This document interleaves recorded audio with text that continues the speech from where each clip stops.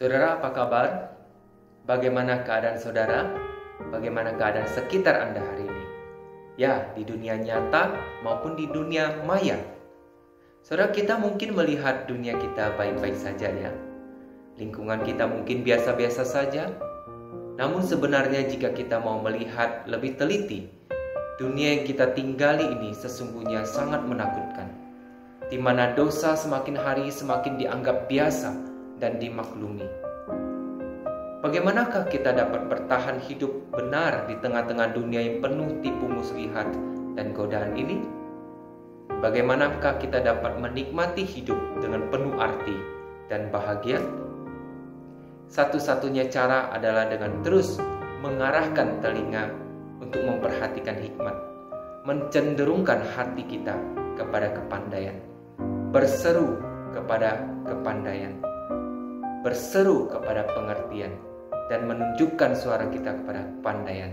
Mencarinya seperti mencari perak, dan mengejarnya seperti mengejar harta terpendam. Itulah nasihat dari Amsal pasal 2 ayat 1-4. Saudara, hikmat dalam kitab Amsal ini selalu berkaitan erat dengan takut akan Tuhan. Karena Tuhan sendirilah sumber hikmat itu. Dari mulutnya lah datang pengetahuan dan kepandaian. Ini adalah nasihat yang serius bagi kita, saudara sekalian, para pria dan wanita percaya, untuk tidak mudah merasa puas diri dengan keadaan rohani kita saat ini. Sebaliknya kita perlu terus-menerus mengarahkan hati kita kepada Tuhan, mengejar hikmat Tuhan, seperti mengejar harta terpendam. A.W. Tozer pernah mengatakan seperti ini, "Complacency is a deadly foe of all spiritual growth." Salah satu musuh atau bahaya terbesar dalam perjalanan rohani kita adalah ketika kita merasa puas dengan keadaan rohani kita saat ini. Atau dengan kata lain, saudara sekalian, kita merasa oke-oke saja dengan keadaan rohani kita saat ini dan memutuskan untuk berhenti bertumbuh.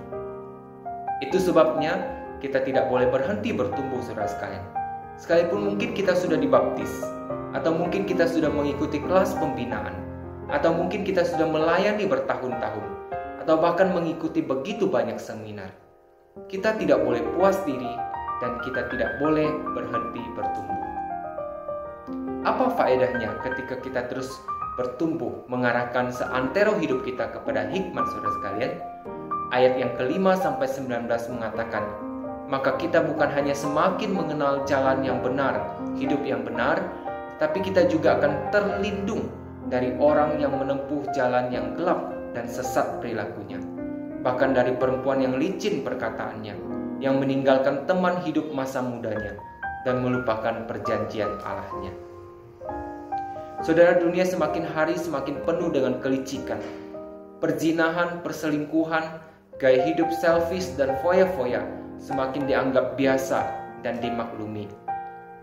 Jikalau kita tidak mengarahkan seluruh hidup kita untuk mengejar hikmat, kedekatan dengan Tuhan, kita akan terbawa arus. Hidup yang berarti ini akan hancur berantakan dan menuju kebinasaan. Sebagaimana nasihat terakhir dari Amsal pasal 2 ini, bahwa sebab itu tempuhlah jalan orang baik dan peliharalah jalan-jalan orang benar. Karena orang jujurlah yang akan mendiami tanah, dan orang yang tidak bercelalah yang akan tetap tinggal di situ. Tetapi orang fasik akan dipunahkan dari tanah itu dan pengkhianat akan dibuang dari situ.